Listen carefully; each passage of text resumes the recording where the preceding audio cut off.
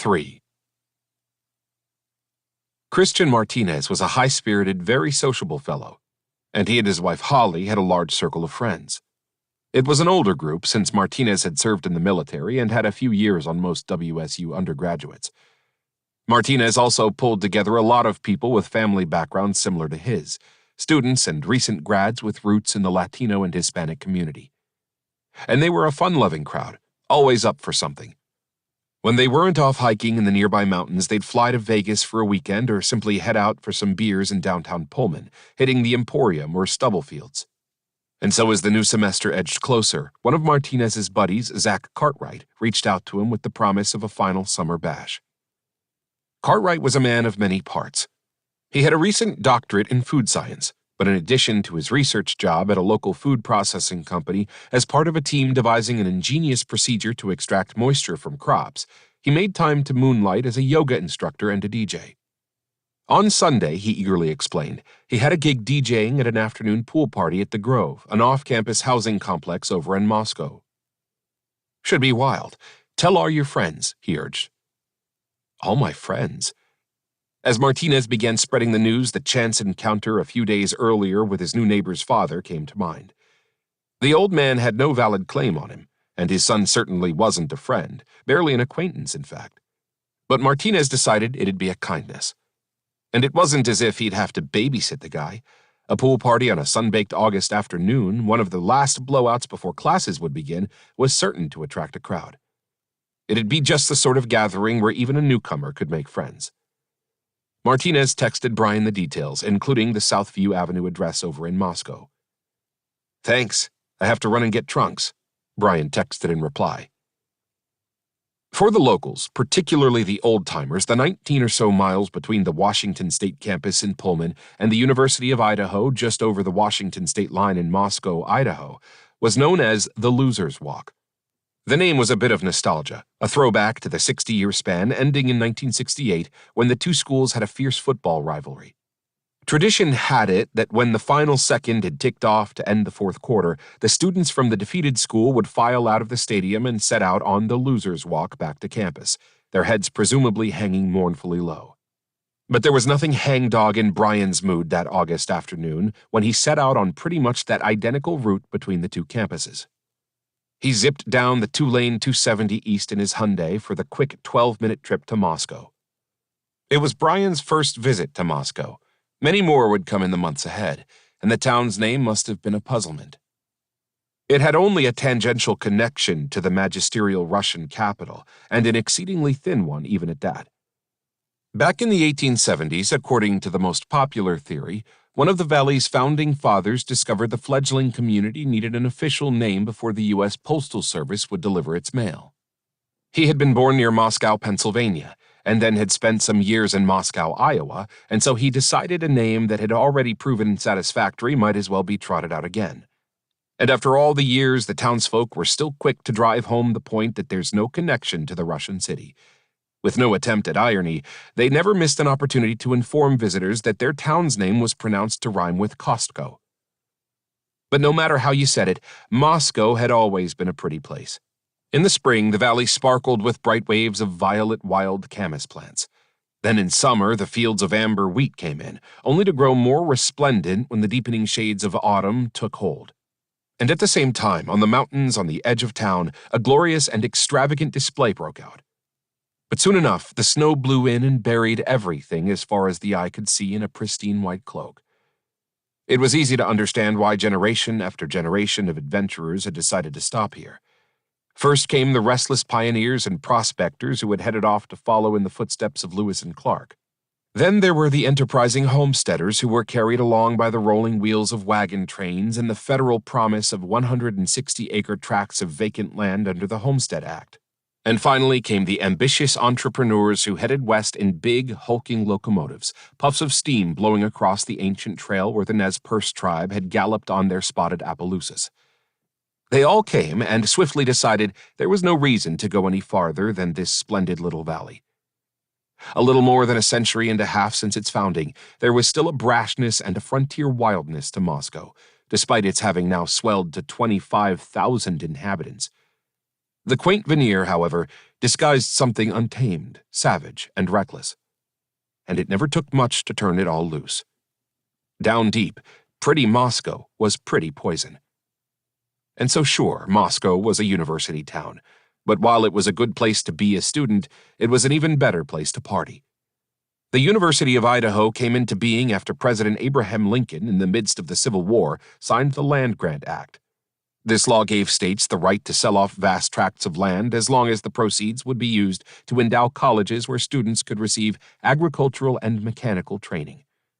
Boise, according to the perhaps apocryphal story recounted with glee in several state histories, had originally been designated by the legislature as the site for the new institution of higher learning. But the practical Boise city fathers argued that they'd rather be home to the new state penitentiary, a more certain boon to the local economy. And so by default, in 1889, the University of Idaho convened its first class in Moscow. Things didn't get off to an auspicious start. 40 students assembled for the entrance exam, and none passed. The dismayed university president decided to run the institution as a prep school until he could get the student body up to college-level speed. These days, however, the University of Idaho spreads out over 800 well-landscaped acres and is home to about 8,800 undergrads. And standards have been ratcheted up considerably from the days of the school's ill-prepared inaugural class. Professors will tell you that their top students are as good as any you'll find in the Ivy League. But, they also quickly add with a candor shaped by frustrating experience, the rest leave a lot to be desired. Nearly 3/4 of those who apply are accepted, and that sort of laissez-faire selectivity helps shape a student body that seems more diligent about putting in time in the Student Rec Center, famous for its state-of-the-art climbing wall, than the dreary library building that rises up like an oppressive concrete block monolith on Rayburn Street. And the school officials seem pretty complacent about their priorities, too. On the day when Brian made his way to Moscow, a long yellow banner had been scrolled across the approach to the August administration building. #1 best value in the West, it boasted, as if advertising one of the motels that lined nearby Pullman Road. And while national surveys buried the U of I pretty far down the list when it came to academics, time after time it ranked as the best party school in the state. Central to all the good times on and off campus was the school's deep commitment to Greek life. There were at last count a total of 34 fraternities and sororities tied to the school, with about 1/4 of the student body, 2,100 kids affiliated. And sure, the frats and the sororities, as they drum earnestly into their pledges, have an impressive inventory of high-minded aims like building lifelong friendships and doing good work in the community. But take a stroll down Greek Row on a Saturday night, and the ear-popping noise will signal that there's one hell of a party going on. That kind of clamorous spirit ran deep in Moscow. For decades, after all, the town's best-known address had been 304 West A Street, the site of its most stylish brothel. Then there was the misconception that a little town like this, with its oh-so-quaint Main Street and coffee houses and ice cream parlors, was a bastion of law and order. Yet back in 1945, Carol Ryrie Brink, who had grown up in Moscow, had seen enough to write that the quick, wild urge to hurt and kill was inveterate to the town. And she'd known this simmering danger firsthand. Her grandfather, a doctor who had been one of Moscow's founding fathers, had been shot dead for no apparent reason in 1901 by a deranged local. More recently, in 1969, Janice Foyles, an 18-year-old co-ed, had been working behind the counter at the Tip Top Cafe late on a frigidly cold December night when her head was smashed to pieces with a claw hammer. It was a murder that was never solved. The same disquieting strangeness, too, surrounded the still unsolved disappearance a decade later of another pretty young woman, Gayla Shaper. Just 28, she had gone out to feed the horses in the corral on the farm she shared with her husband one summer afternoon, and was never seen again. The only clue after all the years remains a bizarre note, the letters cut from magazines that she'd received days before she vanished. "You have sold out to Satan." Then there was the patch every local cop wears on the shoulder of their uniform. It depicts a clock tower set to 149. That was the badge number of Officer Lee Newbill, who was killed in 2007 when another wild gunman went racing around the town on a shooting spree after killing his wife and a church sexton, finally blowing his own skull to bloody pieces with his assault rifle. Little Moscow, the locals grumbled to one another in hushed voices, had its share of drug trafficking too. In fact, the rising statistics on drug arrests detailed in the annual police reports made it clear that narcotics was a growth business in town. There was also, residents were beginning to worry, another reason for concern. A Moscow police detective lieutenant had been assigned to the 4-county task force formed to wade into the dirty waters of pedophilia. To his astonishment, he made close to a dozen arrests, and the task force had a backlog of over 2,200 cases in the area it considered worth digging into. Still, Moscow had always been a God-fearing churchy town, and today there were more than 24 Christian congregations. On Sunday morning, the collective chiming of the church bells rose up in a loud swell. The largest congregation, about 2,000 strong and growing, however, was Christ Church. Yet the Kirkers, as the parishioners call themselves as a sign of their allegiance to Mother Kirk, an old Scottish name for the Reformed Church, were in many ways a political movement as much as a religious one.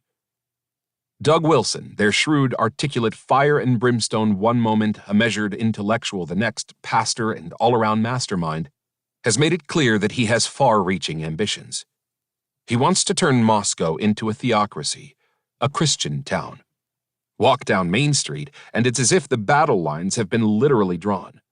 On one side of the street is the Kirker Empire, a cafe, a bookstore, a K-12 school, a college, and a publishing house. On the other side are the places frequented by everyone else. But the Kirkers have high hopes of increasing both their flock and their domain. They have ties to 2 real estate offices in town that are set on attracting the sort of zealots who are fed up with woke America and the nosy, interfering deep state. If you put God back in Idaho, then God will always protect Idaho, is the selling pitch. And Moscow, if the Kirkers have their way, will be the capital of the redoubt, as the new fiercely conservative American frontier has been christened. Only the Kirkers' path to godliness and political power, as many seething people in town see it, had been paved with a lot of truly troublesome missteps. There was the former Christ Church deacon who was sentenced to 2 years in prison for possession of child pornography. The member who was found guilty of injury to a child because of his relationship with a 14-year-old girl. Another who was convicted of sex offenses involving children. And in addition, there were the dozen women who went public to allege that they had been sexually assaulted by members of the church. No ifs, ands, or buts, a local lawyer predicted with a combative resignation. There's a civil war getting ready to erupt in the streets of Moscow. Such, then, were the fault lines that lay hidden beneath the outwardly pleasing little town that Brian entered for the first time on that broiling hot August afternoon. It was a moment when he still had no awareness of the town's troubled history, or the seething forces roiling around the Palouse, or that it would not be long before the very mention of his name would be synonymous in Moscow with a previously unimagined evil.